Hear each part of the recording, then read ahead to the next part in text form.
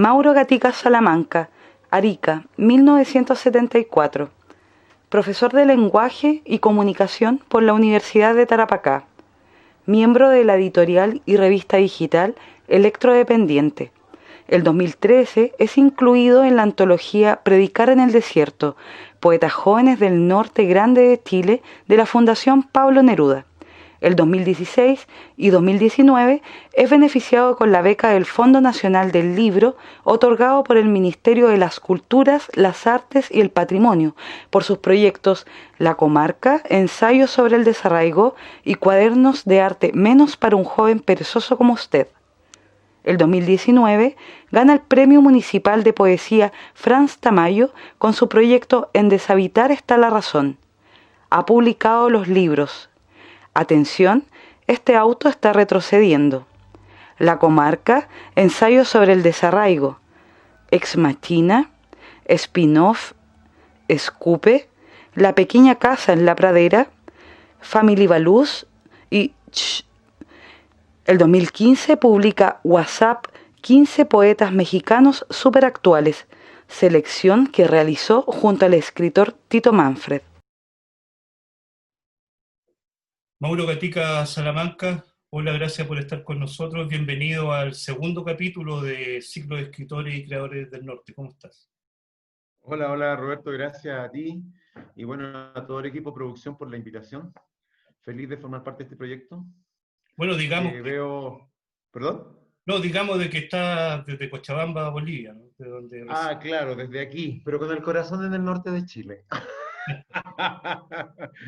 Mauro, tú, bueno, naciste en Arica, vives allá tu adolescencia, estudiaste en la Universidad de Arica, ¿no? Después de la universidad te vienes un tiempo a Iquique a trabajar, vuelve a Arica. ¿De qué te ha servido el norte de Chile? Hay un verso tuyo que dice, de tu libro La Comarca, que dice, bienvenidos al cementerio más viejo de Chile. Cuéntanos un poco por qué somos el cementerio más viejo de Chile. Mira, ese verso es de La Comarca, un texto que a diferencia de casi todos los textos que he trabajado, es una poesía situada o un discurso situado, digámoslo discurso, para no limitar la textualidad, ¿no?, del proyecto. Mira, creo que hay un montón de elementos que determinan al norte y en cierta medida esa determinación está vinculado con mi trabajo. En primer lugar, la situación de aislamiento que tenemos, ¿no? Somos una región bastante abandonada en todas las posibilidades significativas del término, ¿cierto? Sobre todo Arica, no digo que Iquique no, Iquique fue muy abandonado hasta que le pusieron la SOFRI, tú sabes que antes de eso Iquique también era una comarca, ¿cierto? Pero esencialmente con respecto a mi lugar, claro, justamente esa situación de aislamiento, de negación maternal o paternal, llamarlo así, ¿no? Esa espalda que siempre le da el centro del país a nuestra zona. La manera en que la dictadura se vivió también en el norte es muy distinto. Yo crecí toda mi infancia en dictadura, la dictadura era la normalidad, la antigua normalidad para mí, y eso, ¿por qué hablo de esto? Porque creo que sin lugar a dudas todas esas maneras de vivir esa contingencia, se ven reflejados de una u otra manera en mis textos, ¿no? El desierto, a través de esa referencia, esa alusión constante al silencio, a la incomunicación, y la violencia del olvido.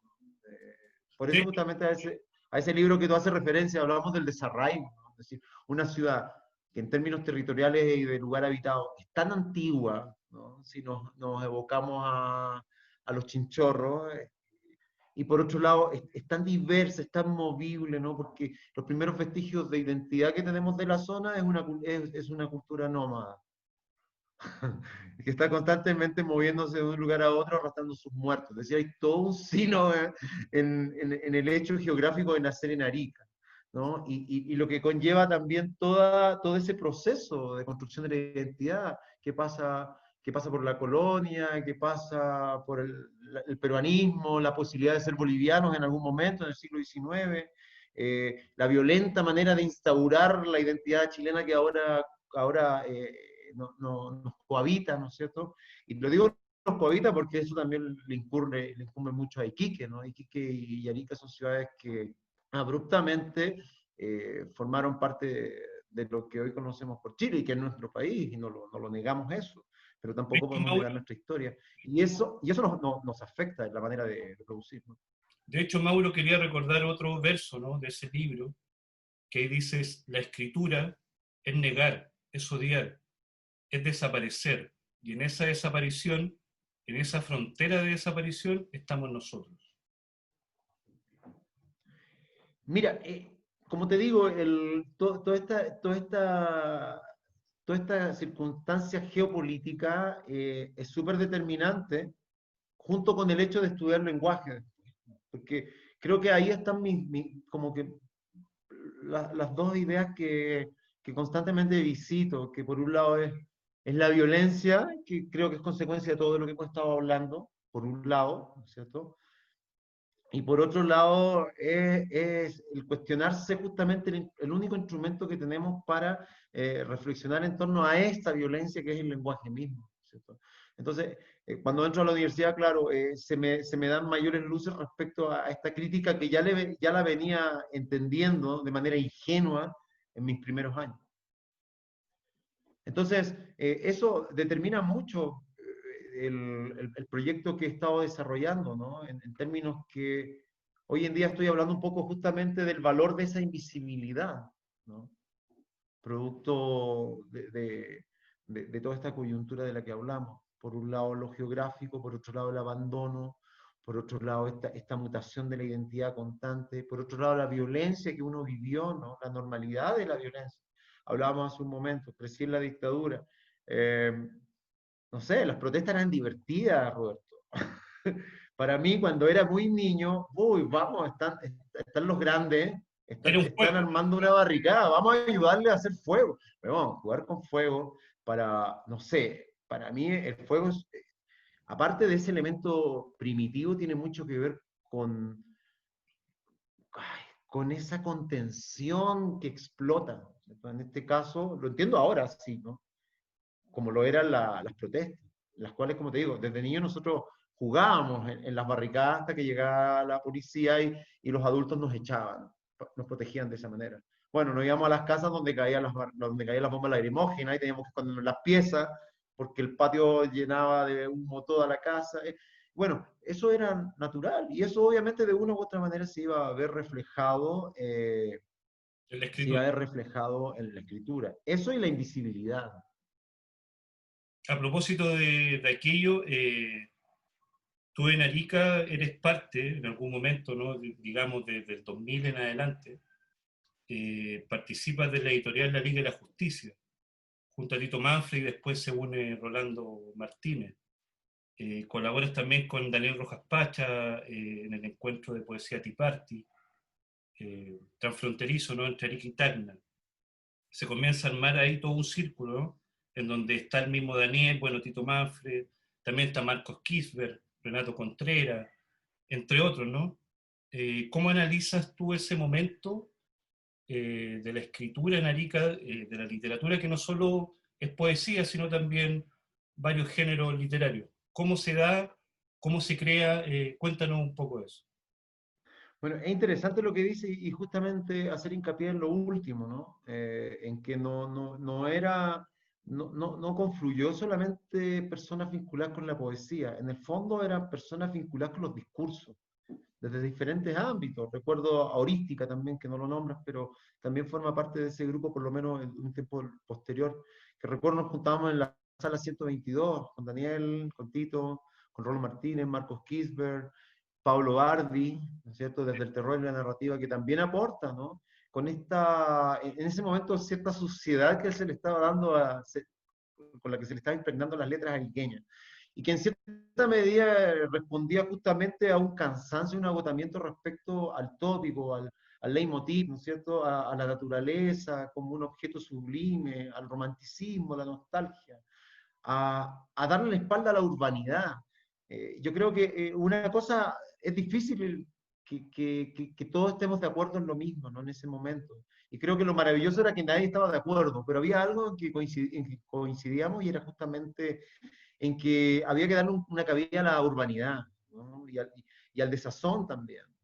El discurso Eh, más bien, perdón Mauro, al discurso más bien, como dices tú, de lo urbano en la literatura, para más bien romper con este tal vez discurso más bien monocromático, ¿no? Del desierto, de la pampa, que muchas veces llena el todo, ¿no? De la escritura del norte, o sea, como que hay cierta obligación, sienten algunos, de escribir desde esa perspectiva. ¿Ustedes vienen y a como romper? dice, como me decía Malebrán hace algún tiempo que hablamos digitalmente, o personalmente, ya no lo recuerdo, esa necesidad de leerle el desierto desde lo político, ¿no Claro. es cierto? Lo Eh, urbano es... claro, entonces, ya con- puta, confluyeron un montón de cosas y, pucha, se consiguió que yo volví. Yo estuve en Iquique viviendo desde el 2006 hasta el 2009. Hice clases en un colegio ahí, en esa época se llamaba San Margaret, ¿no? Un nombre gringo, ahí en la zona cerca de la Sofri. Colorado, Eh, Colorado. claro, extrañamente ya mi actividad literaria fue nula. De hecho, creo que nos ubicábamos, pero no nos juntábamos. No sé si nos ubicábamos realmente cuando yo estaba No, allá. yo en esa época yo estaba viviendo en Valparaíso, pero seguramente acá Ahí está, po. estaba Juan José Podestá, Claro. Juan Malebrán, entre otros. Pero no me juntaba con ellos tampoco. Aunque con Malebrar tengo una Igual, amistad anterior, ¿no? Desde el 2004, en un encuentro de poetas del norte que se realizó en Antofagasta. No, es un terrible encuentro poético. Bueno, el asunto es que yo vuelvo a Arica y me encuentro con una invitación de Daniel, que nos ubicábamos en la universidad, ¿no? Nunca nos conocíamos, aunque formamos parte de un taller literario con un profesor de apellido Úbeda, en donde sacó un libro horrible, con unos textos horribles. Por lo menos yo asumo que eran mis peores textos, no, los peores los que me, imagínate cómo eran. El asunto es que ahí empezamos a conjugar, ¿no? Me acuerdo que el Daniel organizó una feria del libro, invitó a Podestá, y ahí me conocí con Podestá. Fue muy importante porque como que generé lazos en ese año, ¿no? Ese mismo año Daniel decide abrir Sinosargo, nosotros con Tito ayudamos desde atrás. De hecho, hicimos una gira que partió desde Lima y terminó en Santiago. Porque otra cosa que es importante recalcar, Roberto, en esta situación también tiene que ver esa necesidad de descentralizar, ¿cierto? Esa necesidad de dejar de depender de esa teta centralista que por lo general son las capitales, ¿no? Que terminan siendo centros neurálgicos y espacio de la cultura, ¿no? Para los países. Acá en Bolivia pasa lo mismo, ¿no? Siempre, bueno, es La Paz, el lugar donde mayoritariamente se desarrolla y se centra el arte, y si queréis que te conozcan, tenéis que ir para allá. Bueno, el de querer conocerse es otro tema que después, si queréis, podemos discutir. Pero el asunto es que nosotros queríamos justamente eso, pues, coincidimos en eso, en que por un lado había que romantizar la lectura del norte, y por otro lado había que desprenderse del centro para existir, y de ahí surgen las editoriales, ¿no? De Sinosargos se desprenden un montón de otros proyectos. Nosotros con Tito luego abrimos la Liga de la Justicia, luego se incorpora Rolo, luego nos separamos, Rolo abre aparte, Tito abre Hamster, yo abro Electrodependiente en Bolivia. Date cuenta, Daniel se va a México y se diversificó esto. Y eso fue maravilloso. Ahora, nadie se puso de acuerdo, no es que lo hayamos pensado, ¿no? Simplemente se Ah, dio. no estaba planificado así. Sí, yo creo que era el momento nomás, que un grupo de personas con inquietudes afines lograron concentrarse y hacer cosas, ¿no? Creo que el Tea Party es una muy interesante instancia, considerando que se transforma Arica en un centro, en primero para unir Perú, Bolivia, Chile, pero luego ya trasciende, ¿no? Y llega gente de Argentina, de Ecuador, de Colombia, de México. Tuvimos muy, muy grandes, muy buenos invitados, muy interesantes invitados en Arica, ¿no? Y esa conectividad con Tacna, es decir, una cosa muy, muy orgánica y muy interesante y que dejaba en claro que no eran simplemente desvaríos de provincianos eh, acéfalos, ¿no? Sino que era la concreción de ideas concretas. Oye, Claro, ideas sólidas que derivan en proyectos, ¿no? Que se Mauro, palpan. a propósito de proyecto, entremos a hablar de tu escritura, que tiene mucho que ver creo yo, con someter al lenguaje, con torturarlo, tal vez una escritura sádica, si es que vale el término. Tú escribes en uno de tus libros, dices, la puesta en escena es el lenguaje que nos decapita. Cuéntanos, ¿qué hay detrás de esa puesta en escena que nos decapita? Bueno, tú citas a Ex Machina, que es un libro editado en 2015 por Maquinaria, una editorial chileno-boliviana, ¿no? Que justamente aborda el tema del lenguaje como un objeto de estudio cuestionado, ¿no? Como una herramienta. Eh, Justamente siento que ese libro responde a esa otra inquietud de la que hablábamos, ¿no? A la inquietud de no confiar en el lenguaje. Por eso mismo mi literatura, mi trabajo tampoco es un trabajo de corte testimonial, ¿no? Aunque evidentemente sí debo estar presente e inserto en ella, pero fundamentalmente apunta a cuestionar el lenguaje y también el rol de nosotros como escritores, ¿no? En mis últimos trabajos, como te dije yo, por un lado es bien social, bien aterrizado, ¿no? En el caso de, bueno, mi primer libro, Family Values, es un libro que se centra fundamentalmente en la violencia intrafamiliar, aunque no es el primero. El primero fue un libro de poesía concreta que publicamos con Sinosargo en el 2010, que se llamaba, ¿te acuerdas? Que creo que debes tener algún ejemplar tú, yo no tengo. Pero era un libro que reflexionaba desde lo concreto, ¿no es cierto? Desde el lenguaje como material. Que ojo, ¿por qué hago hincapié en esto? Porque tiene que ver mucho con mis procesos hoy en día. El lenguaje como material para reflexionar sobre su incapacidad. Por lo menos esa fue mi intención. Tú sabes que una cosa es la intención detrás de un proyecto de escritura y otra cosa es el producto, porque yo soy un convencido de que la obra adquiere autonomía, es decir, logra eh, cierto nivel de autonomía, es decir, logra ser tan orgánica que te desplaza, ¿no? Es decir, quizás tus intenciones primeras terminan siendo secundadas por las premisas del propio texto, del propio trabajo. Entonces, siempre tuve esa inquietud, ¿no? De reflexionar sobre el absurdo del lenguaje, por su ineficacia, ¿no? Por su falencia, por su defectibilidad.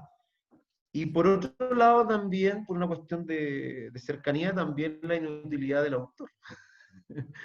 Eh, Porque siempre he creído que la escritura no apunta a convertir a nadie en algo, en un ser sublime, ¿no? La Nunca he escritura habla creído por sí misma. en imágenes sublimes, claro.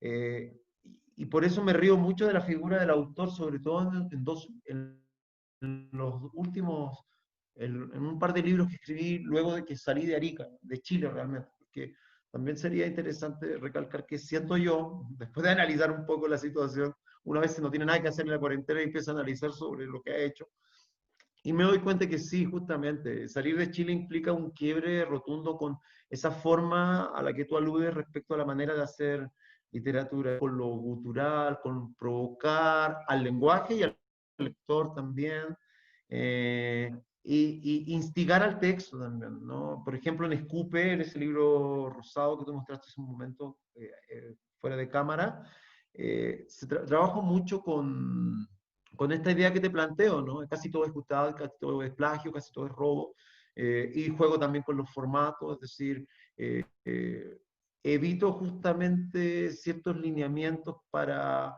tensionar un poco al lector y a la lectura y al libro mismo. Y eso se ha venido repitiendo hasta ahora. Y para, de alguna manera también tú ingresas como, de alguna manera, al sentido común, mucho también con mucha simbología de la cultura pop, ¿no? Claro, eso hace referencia a una sola cosa. Yo no me considero un tremendo lector en el sentido de que no he tenido el tiempo suficiente para poder desarrollarme. ¿A qué me refiero? Vengo de una casa que no tuvo libros. Yo nunca tuve libros en casa. Yo no puedo jactarme de que a los 3 años leía una huevada y que tenía una tremenda biblioteca. No era así. Hasta los 17 años. Me acuerdo cuando niño lo que había era Adiós al séptimo de línea. Esa colección de Mejor tapa dura, esas huevadas habían en la casa, ¿no? A propósito de los fachos pobres. Entonces, siempre creí, tenía que ver con una convicción quizá errónea, pero una motivación legítima, creo yo. Siempre creí que debía aferrarme, si es que alguna vez me dedicaba seriamente a la escritura, aferrarme a lo que conocía, ¿no? Es decir, no, yo tengo claro en la música, por ejemplo, que todo lo que no sea docto es pop. El rock es pop y todo el rap es pop, todo es pop porque no es clásico, ¿cierto? No es docto. Y la literatura yo apunto a lo pop porque no necesariamente por lo estético, sino por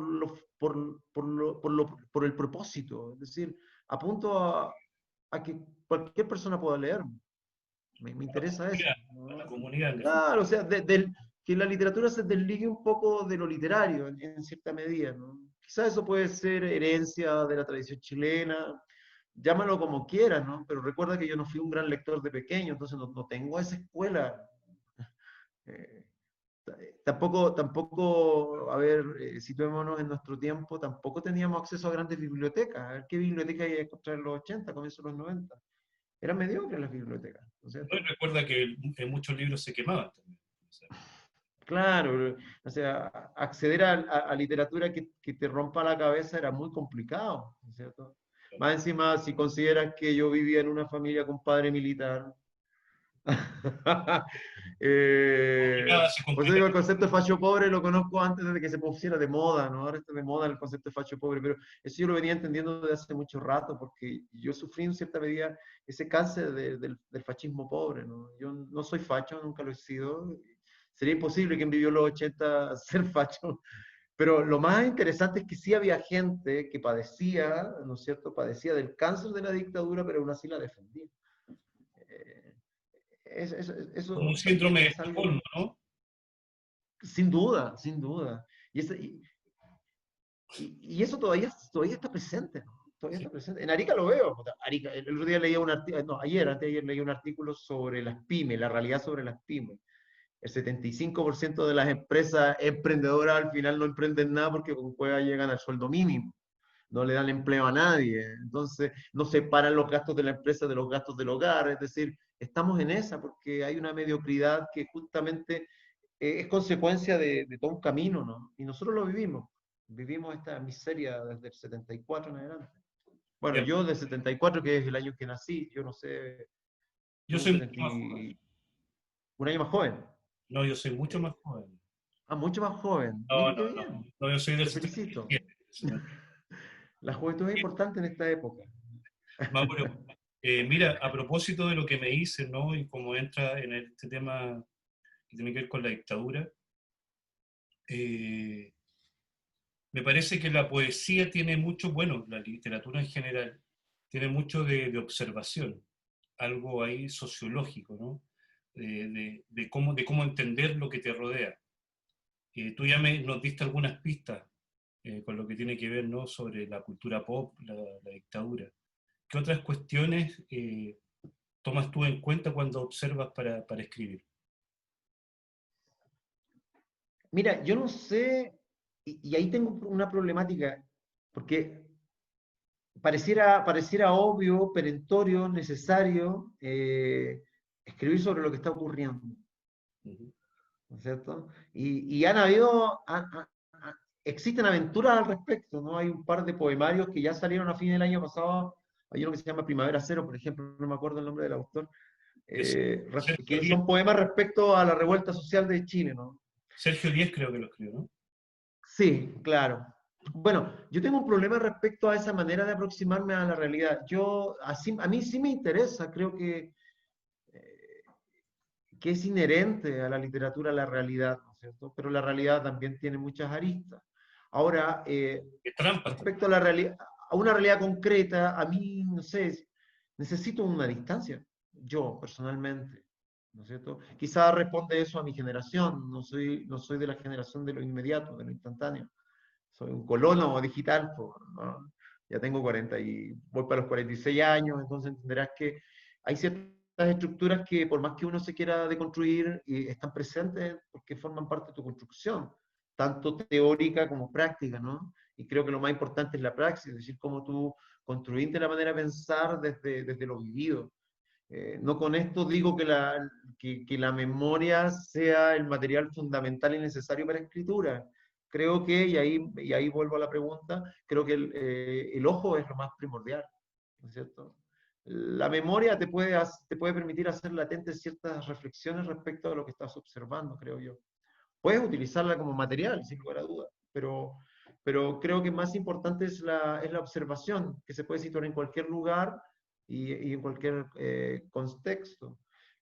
Hoy día fundamentalmente me estoy centrando en los personajes que no se ven. Por eso mismo, eh, el año pasado terminé un proyecto que se llama Cámara Letal con acetato de etilo, que habla fundamentalmente sobre los mecanismos del mundo de los insectos, ¿no es cierto?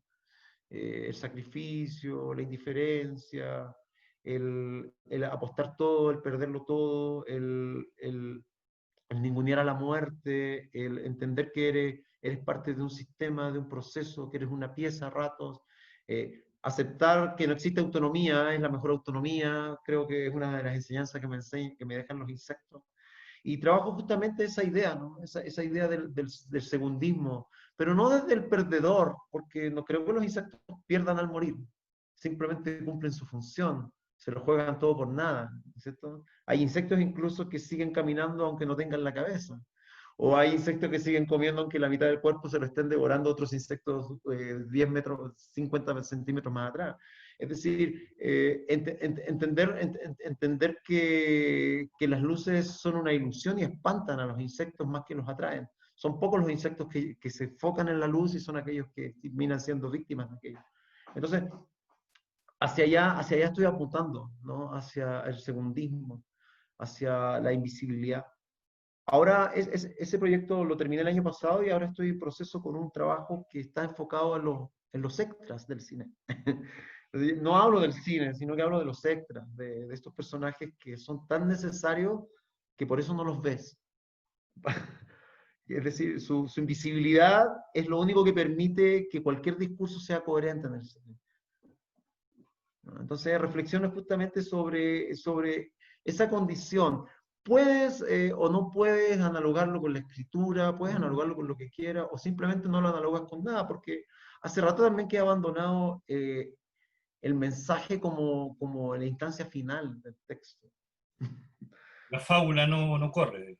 No, me interesa más el proceso mismo. Releía a Goldsmith esta semana y me gustaba mucho eso que dice, ¿no? De que con respecto a la escritura no creativa, que ojo que me siento muy cercano a ella también porque entiendo que los discursos están dichos, ¿no? Es cosa de readecuarlos para seguir con el camino. Pero me gustaba eso que decía Goldsmith respecto al uno, que está todo demasiado, o sea, hay demasiados textos muy buenos. ¿Por qué es necesario aportar algo más? ¿No es cierto? Entonces, desde ahí reflexionar justamente la inutilidad de la escritura respecto a eso, ¿no? Respecto a que muchos de nosotros desaparecemos detrás de de esa acción, de ese proceso, detrás de ese arte, ¿no? Y terminan desapareciendo los dos. Eso es inevitable, ¿no? Pienso en las quemas de libros, tú hacías referencia a las quemas en la dictadura, y podemos hacer referencia a varios episodios históricos, ¿no es cierto?, en donde el silenciamiento es importante, ¿no? Bueno, este libro escrito sobre eso, ¿no? Bradbury, por ejemplo. Pero lo bueno es que si bien existe un silenciamiento, también existe una posibilidad de plagio, una posibilidad de robo, de repetición, de constancia, de recurso. ¿Cachai? Por eso te digo, o sea, si uno lo piensa bien, si no existiera el plagio, habría muchas cosas que no conoceríamos. ¿No? Y el arte en general, como que no. O sea, se sustenta sobre la base de ellos mismos, ¿no? Sí, claro. Pero Exactamente. es gracioso que desde que aparece la propiedad intelectual, ¿no es cierto? No, Se nos olvida todo eso, toda la importancia del nutrirse. O sea, imagínate, no sé, pues, a ver, ya vámonos a lo clásico. Imagínate a Garcilaso, weón, sin los griegos, sin el mundo griego. Se fue a la chucha, ¿no es cierto? Es decir, desaparece toda esa maravillosa poesía del siglo de oro. Mauro, ahora que estás viviendo en Cochabamba, cuéntame, ¿cómo hay? No quiero hablar de escena porque me molesta el término, pero para que me entiendas, ¿no? ¿Qué,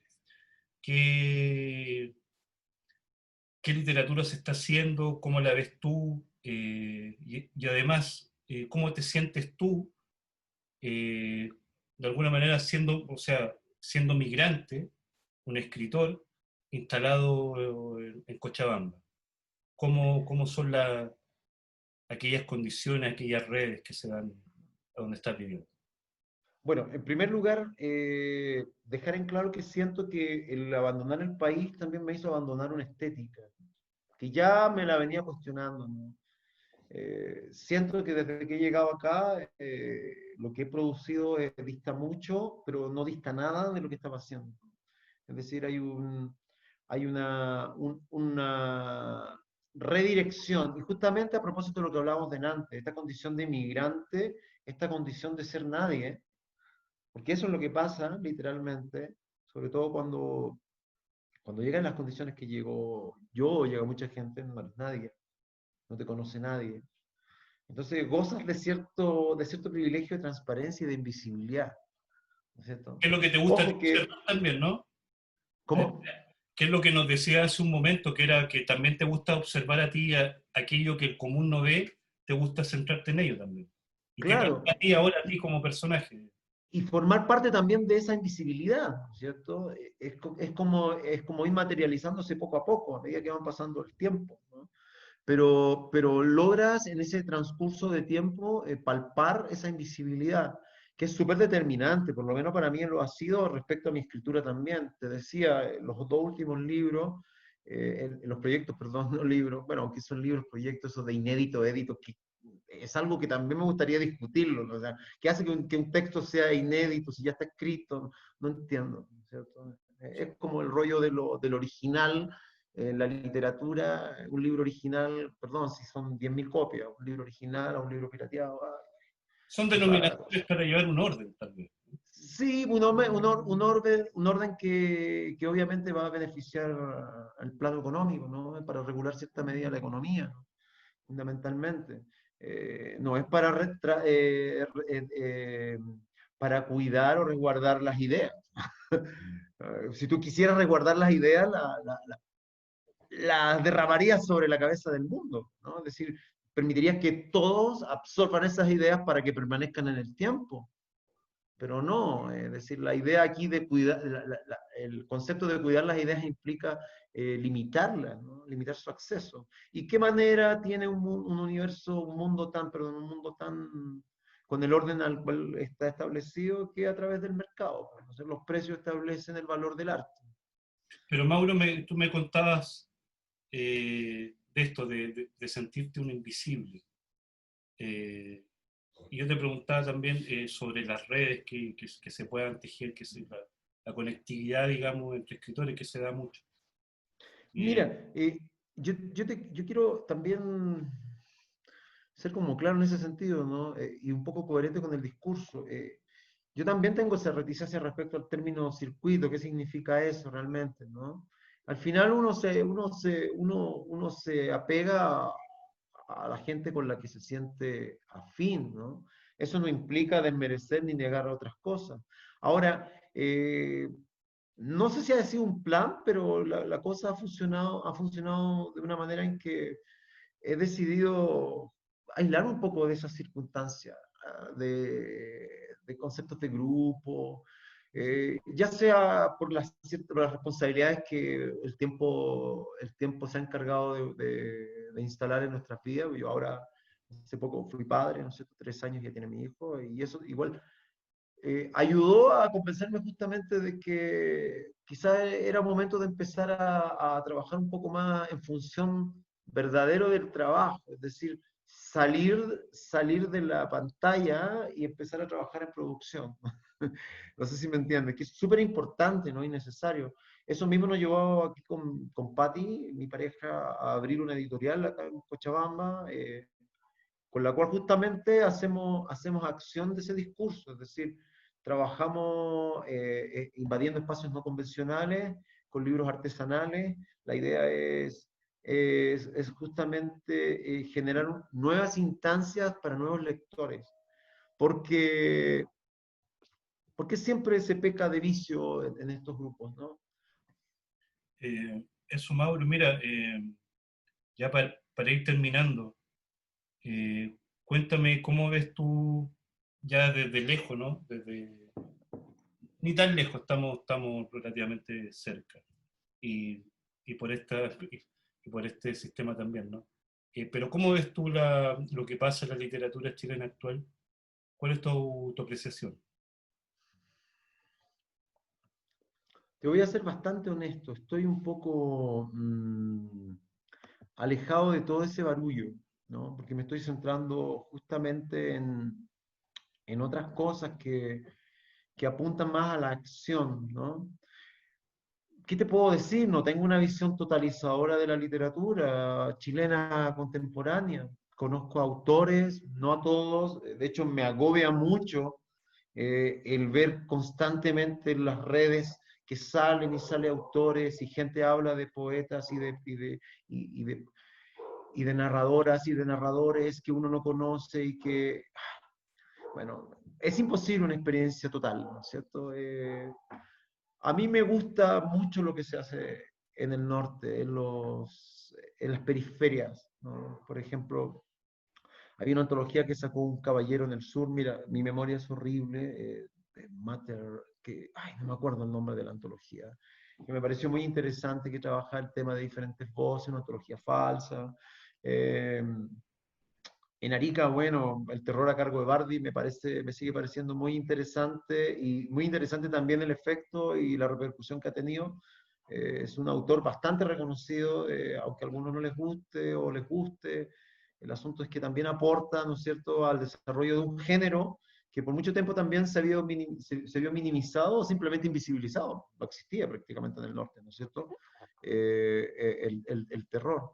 Eh, Creo que eso es lo que me gusta mucho, el rol que están cumpliendo los autores de provincia, y ojo, no estoy hablando de provincia románticamente, no, porque geográficamente estamos en provincia, es decir, ya dejamos hace mucho rato de depender, ¿no es cierto?, de la estética, de las temáticas que estén en boga en el centro, y eso me encanta mucho.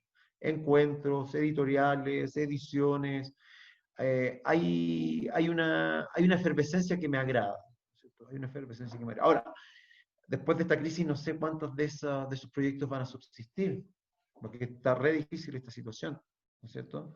Pero bueno, las crisis dicen que son buenos momentos para reinventarse. Esperemos que así sea.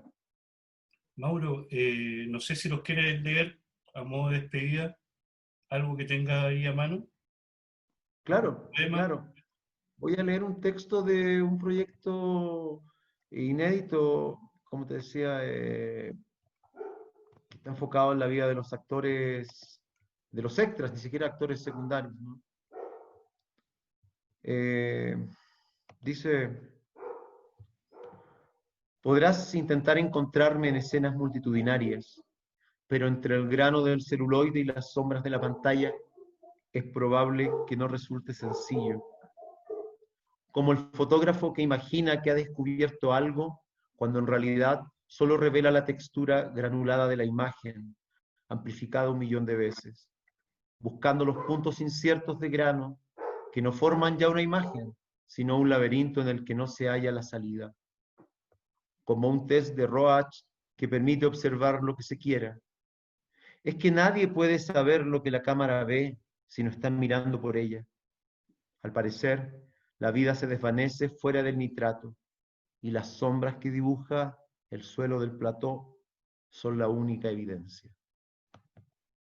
Bueno, Mauro, con este poema tuyo damos por finalizado este segundo capítulo. Muchas gracias por aceptar la invitación, por tomarte el tiempo y por dejarnos conocer a otro escritor del Norte Grande. No, el agradecimiento es de mi parte hacia ustedes por interesarse en mi trabajo, por generar esta instancia. Creo que es muy importante respecto a todo lo que hemos hablado, ¿no es cierto?, de empezar a observar la cercanía, ¿no es cierto?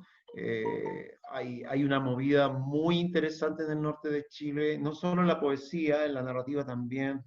Ya tuviste el año pasado entrevistando a uno de los que yo considero más tremendos narradores del norte, que es el Ramos Bañado, ¿no es cierto?, que se ha encargado de actualizar la lectura del norte, y eso me parece vital. Y junto con esas situaciones, con esos eventos, con estos narradores, programas como este, también creo que apuntan a eso, ¿no?, a visibilizar los discursos, las nuevas maneras de leernos, de entendernos y de vernos.